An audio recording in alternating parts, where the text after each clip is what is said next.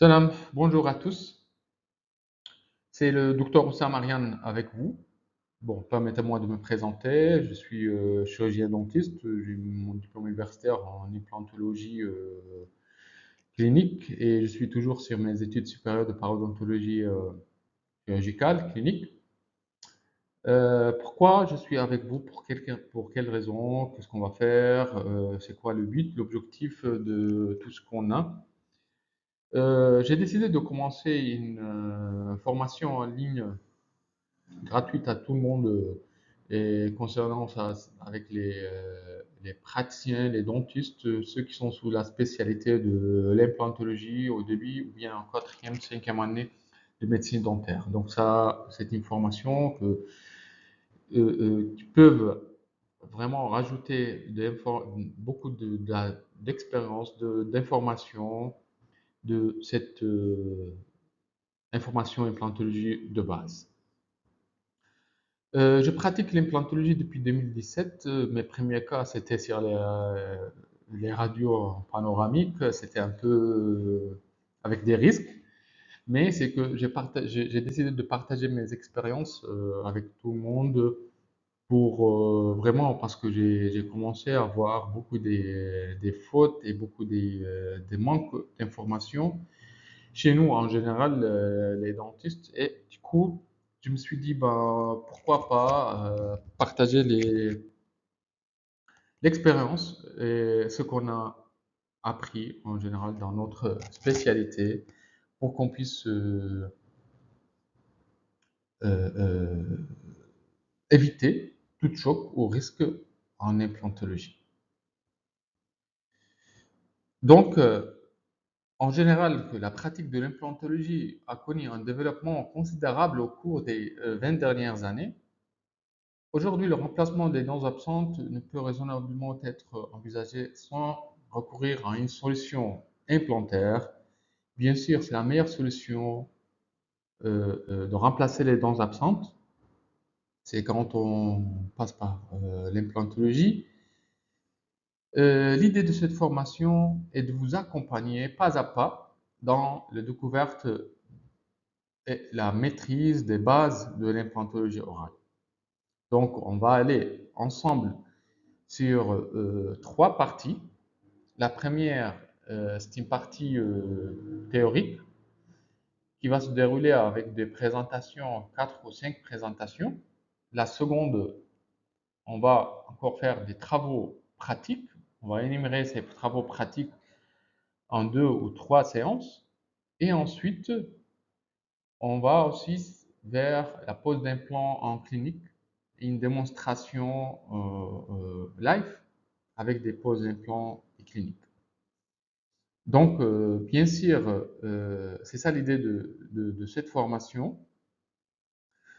Le programme vise à présenter structure les premières démarches indispensables de cette spécialité en chirurgie, l'implantologie.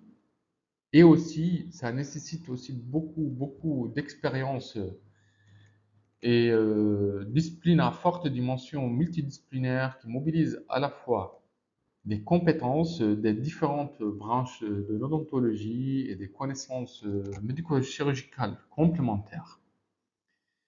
Voilà, donc notre plan de formation en général, ce qu'on va étudier ensemble, tout d'abord, on va se concentrer et énumérer les différents systèmes implantaires, les caractéristiques implantaires et biomatériaux. Comme nous savons que c'est un choix éclairé du système implantaire et des matériaux utilisés qui exige une compréhension précise de la morphologie implantaire, de l'état de surface et des principes de l'ostéo-intégration. La sélection doit répondre à la situation clinique et aux exigences biomécaniques du plan du traitement. Ensuite, on va énumérer sur les caractéristiques anatomiques en implantologie dentaire. Bien sûr, on a besoin d'une connaissance approfondie de l'anatomie en implantologie et aussi ça consiste un préalable incontournable avant toute mise en place implantaire. Une maîtrise précise des structures anatomiques, vasculaires et nerveuses va nous assurer la sécurité du geste chirurgical et oriente le positionnement tridimensionnel des implants. Notons l'imagerie en implantologie orale. L'imagerie en implantologie orale aujourd'hui est essentielle pour le bilan préopératoire. Le combim ou bien l'imagerie orale en 3 dimensions, c'est devenu une obligation, ce n'est plus un accessoire. Ça permet de localiser les obstacles anatomiques et d'évaluer la quantité, la qualité osseuse et de déterminer l'axe et le diamètre optimal des implants. Les solutions prothétiques qui sont envisageables en implantologie pour les traitements de l'édentement unitaire, partiel et complet. Les patients consultent généralement pour des besoins prothétiques. Bien sûr, le patient vient nous voir au cabinet avec un problème dentaire et prothétique déjà et il a aussi des besoins esthétiques. Donc, afin de remplacer la dent manquante ou à la suite d'extraction, l'objectif final en implantologie consiste toujours à rétablir une fonction masticatoire efficace, fonctionnelle et esthétique satisfaisante à travers une reconstruction prothétique.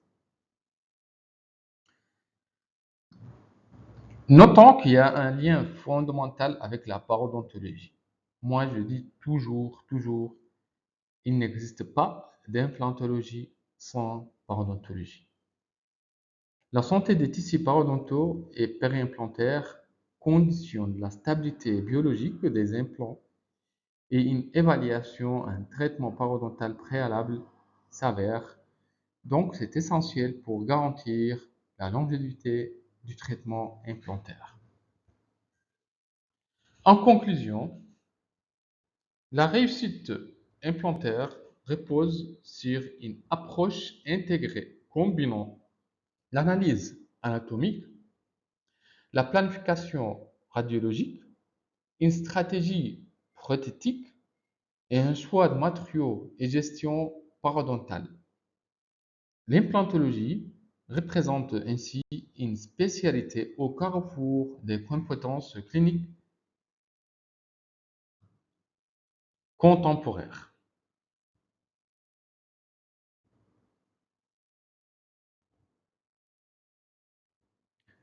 Afin de bien maîtriser les démarches implantaires, le praticien doit posséder une connaissance précise de la morphologie des implants.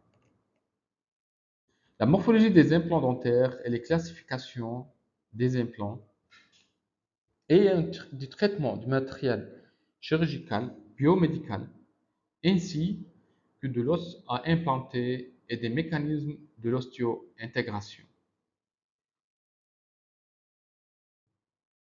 Aujourd'hui, on va étudier ensemble la morphologie et la classification des implants et on va énumérer les 3 parties d'un implant, différencier la connexion interne et la connexion externe. On va citer les classifications selon les caractéristiques microstructurales et macrostructurales et on va décrire les critères de choix des implants et à la fin expliquer les critères de choix selon les techniques chirurgicales. Le recours aux implants a révolutionné à la reprise en charge thérapeutique des patients édentés ou en passe de l'être. Ce changement s'est réalisé en plusieurs étapes au cours des 20 dernières années. Donc, l'implantologie orale représente aujourd'hui une solution thérapeutique de choix pour le remplacement des dents absentes. Le développement du marché a conduit à une multiplicité et une hétérogénéité des systèmes implantaires proposés par de nombreux fabricants industriels. Cette diversité technologique crée une difficulté réelle pour le clinicien qui doit sélectionner de manière objective le système implantaire le plus adapté à chaque situation clinique. L'intérêt de la thématique, tout d'abord de diagnostiquer, réaliser un bilan préimplantaire précis, évaluer les critères anatomiques, thérapeutiques aussi, c'est maîtriser le protocole chirurgical, connaître l'instrumentation, pronostic, anticiper à la pérennité du traitement en intégrant les facteurs de succès.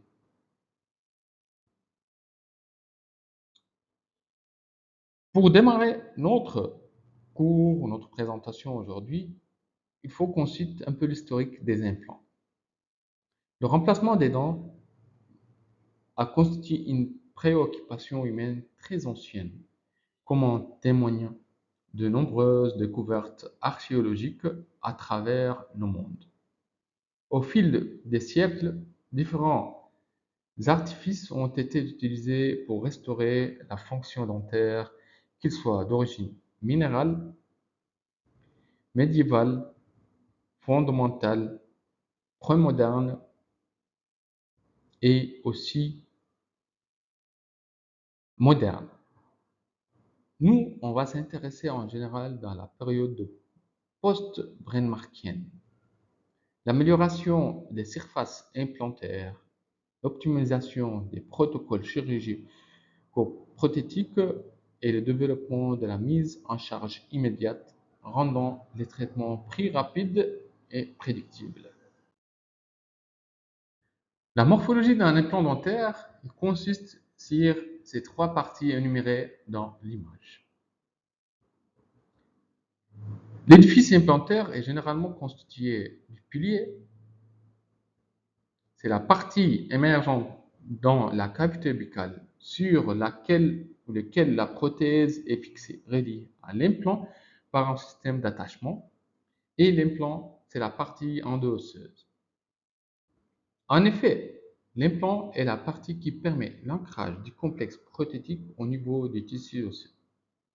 Il est généralement en titane ou en alliage de titane, bien en zircone. L'implant est divisé en trois parties. Le col de l'implant, le corps de l'implant et l'apex de l'implant. Chaque partie possède des spécificités et des rôles distincts. Nous allons développer la partie supérieure de l'implant, c'est-à-dire le col, tout d'abord en passant par une définition sur le col et c'est quoi l'intérêt, l'objectif des différents cols au marché. L'implant dentaire se compose de plusieurs parties distinctes. Chacune présente une fonction biomécanique spécifique dans l'optimisation de l'ancrage osseux et de la connexion prothétique. Le col, c'est une partie coronaire de l'implant responsable de la connexion avec le pilier prothétique. Il joue un rôle essentiel dans la gestion du tissu périimplantaire et peut avoir une surface lisse ou microtexturée afin de limiter la résorption osseuse. Le corps de l'implant, c'est la partie la plus volumineuse de l'implant située entre le col de l'apex et l'apex. Donc, le corps de l'implant, c'est la partie la plus volumineuse de l'implant et qui est située entre le col de l'implant et l'apex de l'implant. Il consiste la zone principale d'ostéo-intégration grâce à sa macrostructurelle et sa microstructure qu'on va voir dans notre présentation. La réparation des contraintes mécaniques et la stabilité primaire, l'adaptation aux différents destinées osseuses. Et aussi l'apex de l'implant, c'est une extrémité terminale du corps de l'implant. Alors, on a le col implantaire, les caractéristiques et les fonctions. Le col implantaire, il présente souvent un aspect distinct par rapport au reste du corps implanté et en raison d'un rôle spécifique au niveau crestal. Il est en contact direct avec les tissus mous et les tissus durs en même temps. Sa fonction principale consiste à assurer la transition biomécanique et biologique. C'est-à-dire, ce col qu'on voit, il est en contact avec les tissus mous, la gencive et les tissus périimplantaires, et en même temps, il est en contact avec l'os. Et il a une fonction pour assurer la transition biomécanique et biologique. Et l'implant intra-osseux, c'est le pilier prothétique et les tissus périimplantaires. Sa surface est généralement hygiénée ou bien polie afin de limiter l'adhésion bactérienne et éviter la rétention du biofilm.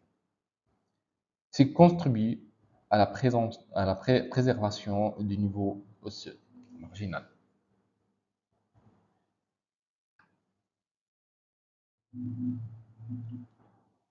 On a de différents profils des cols.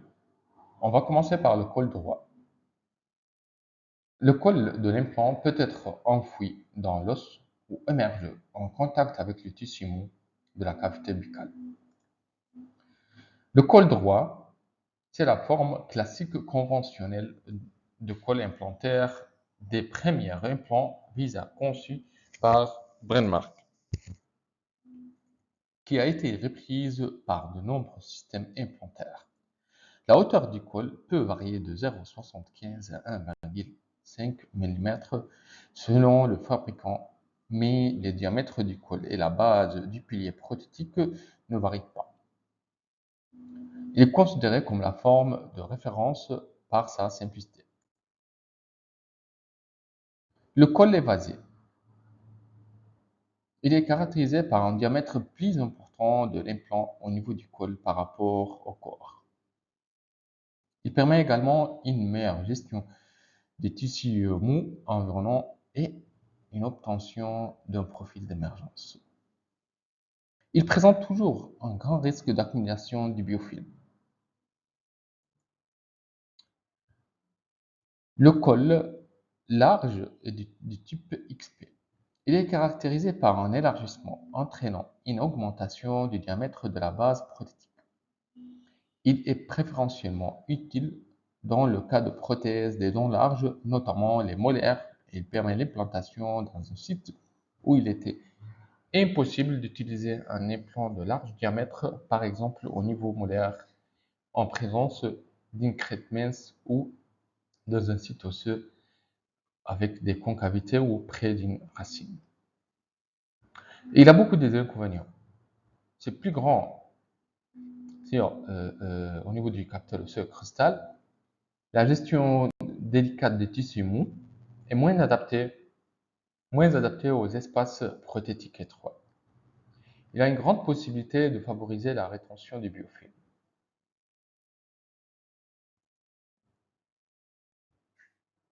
On a le col à quantité inversée.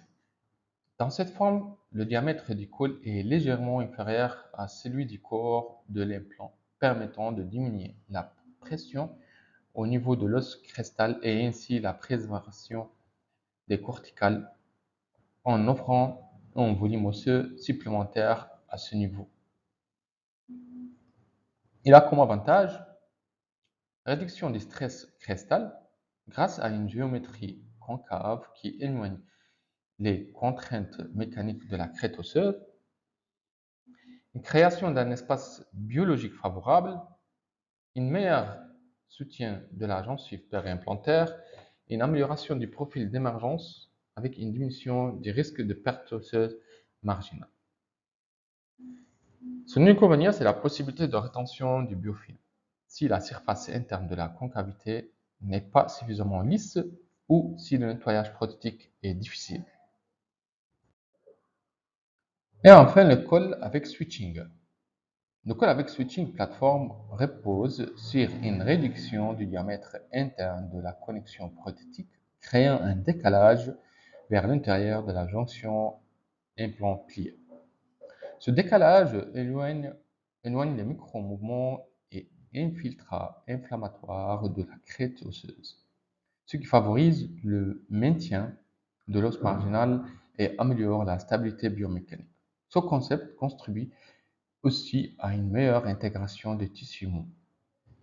Son inconvénient, c'est la complexité prothétique accrue et nécessite d'une compatibilité rigoureuse entre les composants et risque de surcharge mécanique sur la connexion interne en cas de mauvais ajustement et la difficulté potentielle de nettoyage dans la zone de la plateforme décalée si la gestion tissulaire est insuffisante. Et le col transgingival, la particularité de col est qu'il ne s'arrête pas au niveau de la crête osseuse, mais il continue à travers les tissus mous. Il est indiqué dans les implants posés en un seul temps chirurgical. L'avantage d'un tel implant est qu'il permet d'éliminer le gap présent sur les implants en deux pièces. La connexion implant plié afin de réduire l'inflammation et la perte osseuse. Par ailleurs, ce design augmente l'ancrage quand il est situé au niveau de la corticale et il permet une meilleure diffusion de force occlusale le long du col implantaire. Bon, cependant, même si l'absence de gap ou bien de l'espace au niveau de la connexion diminue le potentiel de colonisation par des bactéries responsables de la périimplantite, mais la gestion d'un bon positionnement de la jonction reste toujours difficile et les effets sont semblables à la présence d'ICAP. Maintenant, on va voir quelques exemples sur les différents types des implants. On voit donc le col poli d'un implant tissulaire dans cette image. L'implant était trop placé profondément dans l'os, entraîne une perte osseuse. 2 mois après, on voit la perte osseuse au niveau du col. Et là, c'est la même chose, ça est là la forme ou bien l'image de l'implant, le col poli, quand on voit. Donc cet implant, normalement, est destiné à être placé dans la zone non esthétique, mais on l'a placé sur une centrale. On voit une perte osseuse qui est clairement visible. Vous voyez? Donc, on peut conclure qu'un col d'implant poli est un facteur étiologique valable dans la pathogénèse de la perte osseuse cristale. Par conséquent, il est recommandé de positionner le col de l'implant poli au niveau de l'os, car s'il est placé plus profondément, l'os finira par se résorber jusqu'à la limite de la surface lisse et rigoureuse, quelle que soit la profondeur de la pose de l'implant. En résumé, la première leçon à retenir pour établir un concept de perte osseuse est de ne pas placer l'implant avec un col poli sous le niveau osseux, car l'os dans la région du col serait perdu. Maintenant, on va approfondir un peu au niveau des connexions, des différentes connexions des implants. La connexion bien ajustée minimise les micro-espaces, ce qui empêche la pénétration bactérienne, réduit l'inflammation et la perte osseuse, et aussi assure une stabilité mécanique. Le col de l'implant est au centre des innovations des systèmes plantaires. Et en effet, il existe aujourd'hui une multitude de designs de col implantaire. Il peut être cylindrique, conique, ou bien lisse, droit, évasé, comme ce qu'on a vu maintenant, large ou extra large, ou encore à quantité inversée, ce qu'on a vu comme les exemples maintenant. L'enjeu principal de ces conceptions si différentes les unes des autres est la prévention de la perte osseuse et donc le maintien de l'os à un niveau constant dans le temps en garantissant une élimination maximale de la plaque dentaire et en contrôlant l'inflammation. Le microespace, il s'agit de l'espace existant entre les composants de l'implant, la connexion, la pilier et l'implant, et la jonction de l'implant de l'os. La relation entre le microespace et le niveau osseux est très importante. Le risque de perte osseuse, bien que la conception à deux pièces offre des avantages, le microespace peut devenir un point de fragilité où la perte osseuse peut survenir, surtout si l'alignement du pilier et la qualité de l'ostéo-intégration ne sont pas optimaux. Selon le cabinet, bien sûr.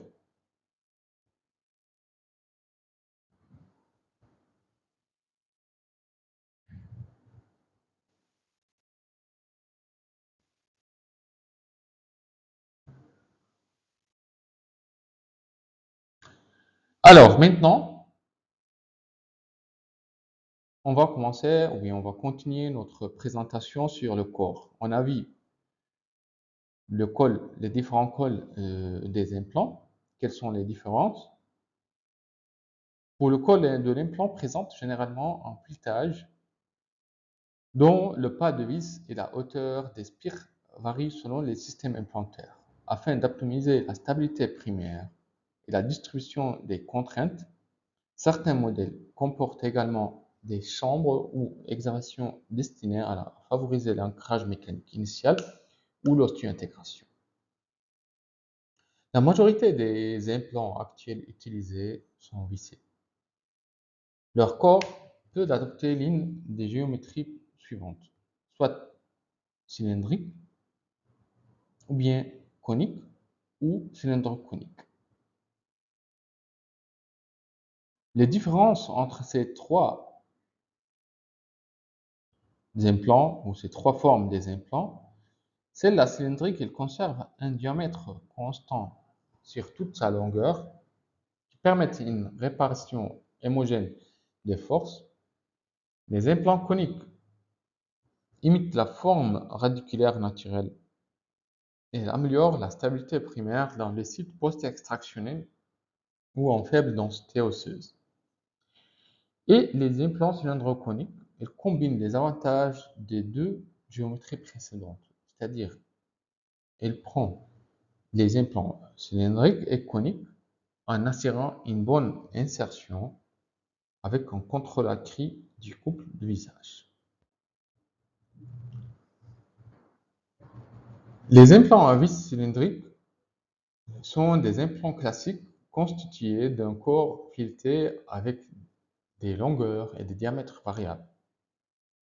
Ils sont dotés d'un col le plus souvent lisse qui mesure entre 1 et 3 mm dont le diamètre cervical est soit identique au corps de l'implant, soit plus évasé.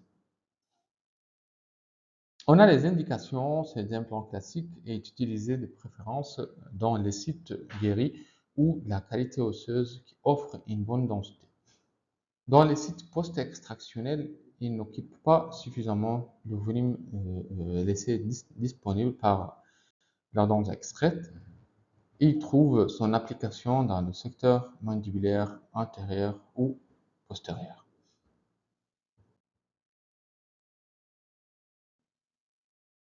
Les implants à vis conique, cet implant a une variation de l'implant cylindrique. Il est dit anatomique car ça rapproche de la forme d'une racine dentaire naturelle. En effet, il est caractérisé par un diamètre qui diminue du col vers l'apex. Il a été mis au point pour répondre à des indications déterminées. Cependant, il peut être considéré comme un implant standard dans une large gamme d'indications. Il est surtout indiqué dans les cas d'extraction et implantation immédiate, dont dans les sites post-extractionnels, car il occupe parfaitement le volume laissé par les dents extraites ou des sites déjà guéris, mais de moindre qualité osseuse au maxillaire. Il est préférentiellement indiqué au maxillaire et dans certaines situations particulières, notamment en présence de difficultés anatomiques. Nous pouvons citer par exemple un obstacle anatomique important, une concavité vestibulaire de la crête alvéolaire ou encore une convergence radiculaire. Et la troisième forme, ce sont les implants cylindro-coniques. Les implants à vis cylindro-coniques possèdent une partie conique évasée dans la partie supérieure et une partie cylindrique apicale. Ces implants sont caractérisés par une meilleure stabilité primaire par compression périphérique de l'os au niveau de la zone conique supérieure, d'où leurs indications lors de densité ou osseuse faible. Toutefois, ils génèrent plus de contraintes sur la zone crestale, entraînant des phénomènes de caractérisation.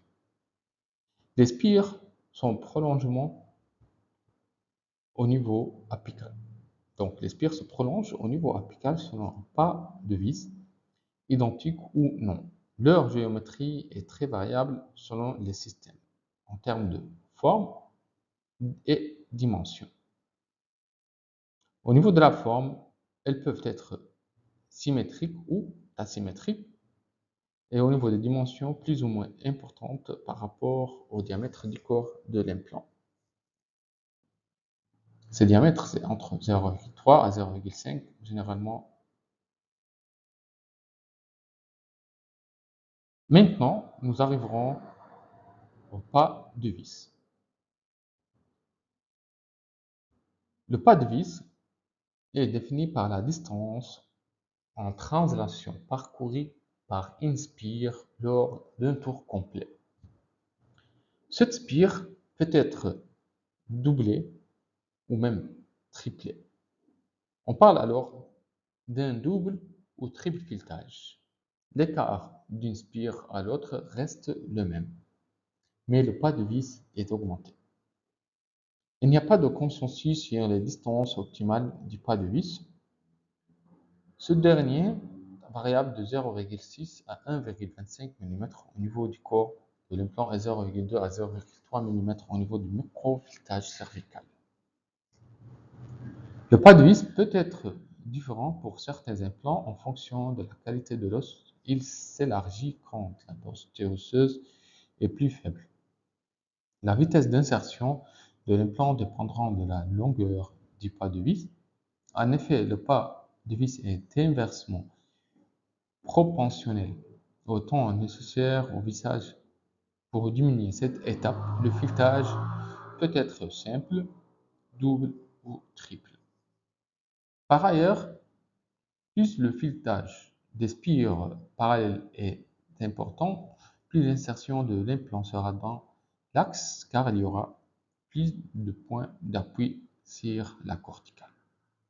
D'après Premark, la présence d'un pas de vis améliore la stabilité primaire de l'implant et augmente la surface de contact entre l'os et l'implant et la résistance aux forces de tissellement.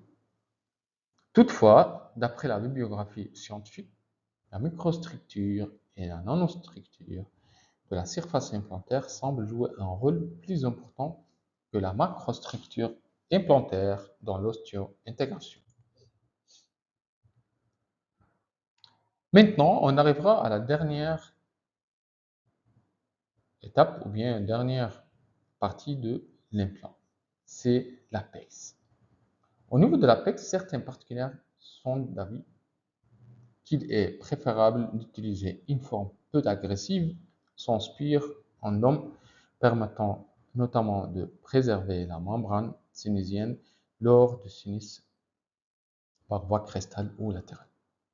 Les implants perforés à l'apex sont généralement déconseillés, car un effort de cicatrisation osseuse supplémentaire est nécessaire et il y a un risque de lésion apicale périimplantaire.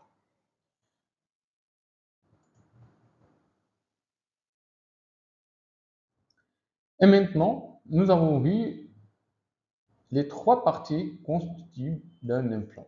Il est également essentiel de connaître les différents types de connexions prototypes de savoir les distinguer et de faire un choix adapté à chaque situation clinique. La connexion prothétique a pour rôle d'assurer la stabilité, l'étanchéité entre les composants implantaires. Elle doit également permettre une gestion prothétique optimale, notamment en garantissant la précision des empreintes réalisées sur les implants. On a différents types de connexions implant-pliées qui offrent différents niveaux de stabilité. Il est généralement admis qu'une connexion conique offre la meilleure stabilité, cependant la profondeur d'insertion de l'implant est également importante. On a les différents types de connexions externes, coniques ou bien connexions internes. Toutefois, donc, la connexion prothétique correspond à la liaison entre le col implantaire et l'élément prothétique. Cette liaison se fait par un emboîtement entre une pièce mâle et une pièce femelle. Les types de connexion, on a les trois types de connexion. Soit une connexion externe, une connexion interne avec une connexion conique, cône morse. La connexion externe, la liaison se fait sur le col de l'implant. La pièce femelle est située au niveau du pilier. La connexion interne, la liaison est située dans l'implant. La troisième forme, c'est une connexion interne à cône morse. Cette connexion interne, conique avec un fort d'emboîtement mécanique. Quasi absence de micro-gap, des espaces entre l'implant et le pilier. La connexion interne conique a été développée pour améliorer au phénomène de dévissage. Le principe est de fonder sur l'emboîtement des deux cônes normalisés d'une quantité de 12 degrés dont la friction permet le verrouillage du système. On parle de soudure à froid. Et la résistance de ce type de connexion est plus importante que la connexion à plat. Et le risque de dévissage et la fracture de la vis est diminué d'une manière significative. Une fois on a vu les différentes formes de connexion et les trois parties de l'implant, le cou, le corps et l'apex, aussi les connexions, la connexion externe, interne et à cône morse. Maintenant, on va étudier ensemble l'état de surface des implants. Le traitement de surface et les matériaux utilisés ont pour objectif d'améliorer la réponse osseuse et d'optimiser l'ostéo-intégration. Plusieurs catégories de matériaux métalliques et céramiques sont aujourd'hui employées dans la fabrication des implants. Le titane, l'alliage de titane, et aussi le zircone.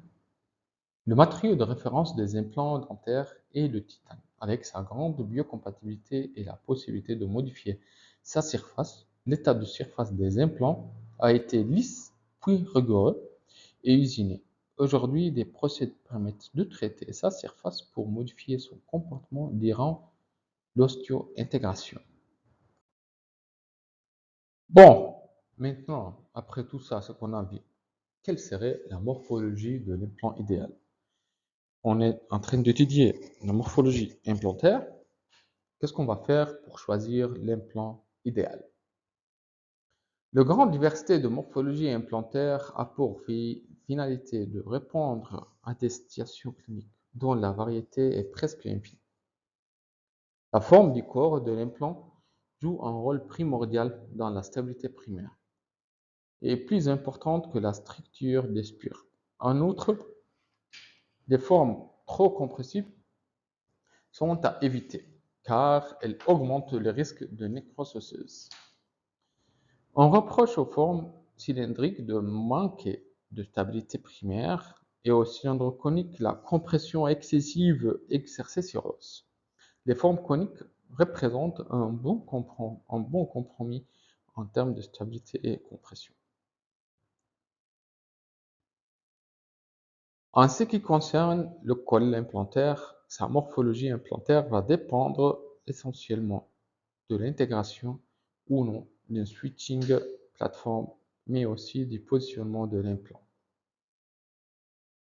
Pour préserver l'intégrité de l'espace périimplantaire et pallier les perturbations mécaniques, plusieurs solutions sont possibles. En effet, certains systèmes implantaires tentent de répondre à cette question en éloignant la jonction pilier-implant de l'os et nous pouvons citer par exemple les implants transgingivaux de Straumann par exemple, une gamme soft tissue ou d'ankylose où la connexion est juxtagingivale.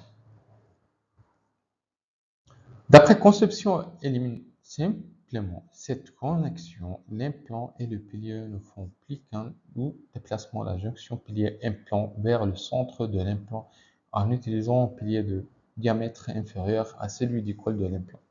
C'est le platform switching. En conclusion, le praticien dispose d'une large panoplie de conceptions implantaires caractérisées par différentes formes de corps et de col. Il n'existe pas à l'heure actuelle un implant universel répondant à toutes les situations cliniques. En effet, traiter tous les contextes avec un seul implant est une chimère. L'implant idéal pourrait se rapprocher d'un implant conique avec un épaulement cervical angulé ou convergent pour une distribution homogène de force occlusale, la prévention de pertes osseuses autour du col d'implant et de l'os crestal et l'amélioration de l'esthétique gingivale. Il aurait de spire auto-trodonte permettant un bon ancrage primaire par compression de l'os périphérique et doté d'un triple filetage, garantissant un bon appui cortical lors de l'insertion grâce aux 3 points d'appui. Il aura enfin un apex lisse, conique et atromatique. D'après cette partie sur les classifications microstructurelles et macrostructurelles, il nous reste à adopter les étapes de choix de l'implant selon son diamètre et sa longueur. Selon le diamètre, la cicatrisation est variable d'un individu à l'autre. L'os résiduel impose un certain nombre de contraintes quant au choix du diamètre implantaire. La pérennité des implants est assurée par la présence d'au moins 1 mm d'os autour de l'implant après sa pose. On voit ici une image, une coupe transversale et l'épaisseur osseuse qui entoure l'implant après la pose d'un implant et la pose de la couronne. Une fois le projet prototype établi, le choix du diamètre implantaire est conditionné par les objectifs fonctionnels, le profil d'émergence prototype et l'accessibilité des instruments de maintenance, la proximité des racines des dents adjacentes, la finesse d'une crête alvéolaire due notamment à un défaut de cicatrisation. Le choix du diamètre implantaire dépend aussi de la localisation de l'implant. Pour les secteurs postérieurs maxillaires et mandibulaires, le choix s'oriente vers les implants de large diamètre, comme on voit dans le schéma. C'est un tableau qui guide et qui fait une démonstration au niveau des indications de différents diamètres implantaires. Pour les secteurs molaires, les incisives maxillaires, le choix s'oriente vers des implants de diamètre moyen, de 2,5 à 3,5 mm.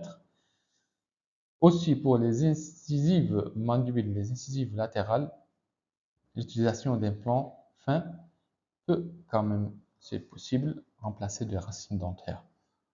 Donc, les implants plus larges augmentent le risque d'échauffement particulier à la mandibule où l'os est souvent dense. Chaque diamètre implantaire implique une adaptation du protocole chirurgical.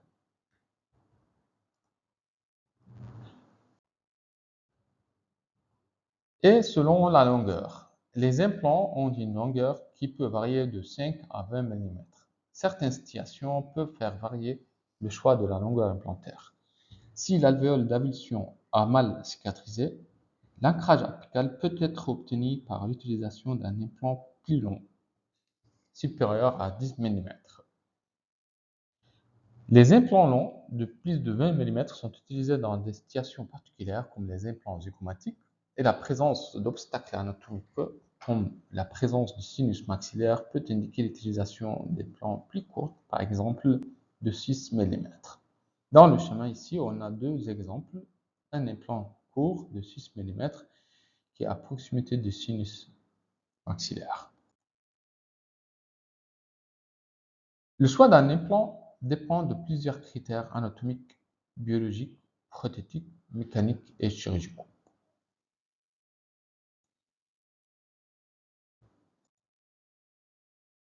Le choix d'un implant dépend de plusieurs critères. Les critères anatomiques, la qualité et la quantité osseuse, l'auteur de l'os disponible, la largeur et la qualité des différentes densités. On a aussi la proximité des structures anatomiques. Des critères biologiques, l'état général du patient, les indications et les contre-indications, locales ou générales, l'environnement parodontal et l'interface implant, ici la muqueuse et l'osteo-intégration. On a des critères prothétiques, le projet prothétique définit en nom le type de restauration, la couronne unitaire, le bridge, la prothèse, l'espace prothétique disponible et surtout l'esthétique qui nécessite un profil d'émergence harmonieux et d'un bon soutien gingival antérieur. On a les critères mécaniques et chirurgicaux, la technique chirurgicale, les différentes techniques, les implants enfouis, implants non enfouis, l'extraction et la pose d'implants immédiate. Le type de connexion prothétique qu'on a vu tout de suite, il existe de nombreux implants qui, selon la situation clinique, peuvent être plus ou moins adaptés. Il faudra choisir le bon implant, forme et biomatériaux pour avoir le résultat clinique le plus fiable. La standardisation n'est de nos jours pas possible et de nouveaux matériaux sont à attendre qui favorisent la stabilité à long terme des implants dentaires. En conclusion, on peut conclure notre présentation d'aujourd'hui, c'est que la sélection d'un implant dentaire ne dépend pas uniquement du modèle ou du fabricant, mais d'une analyse globale et raisonnée du cas clinique. La diversité des systèmes implantaires proposés par les différents fabricants offre une large gamme d'options adaptées à chaque situation clinique. Le choix de la morphologie implantaire doit être guidé par un diagnostic pré-implantaire précis, notamment à l'aide du combim, permettant d'évaluer le volume osseux et la structure anatomique adjacente. Il convient également de prendre en compte les facteurs pratiques. Et enfin, le choix final doit se reposer sur des connaissances médicales validées, une expérience clinique solide et une approche fondée sur les données scientifiques. Merci de votre attention.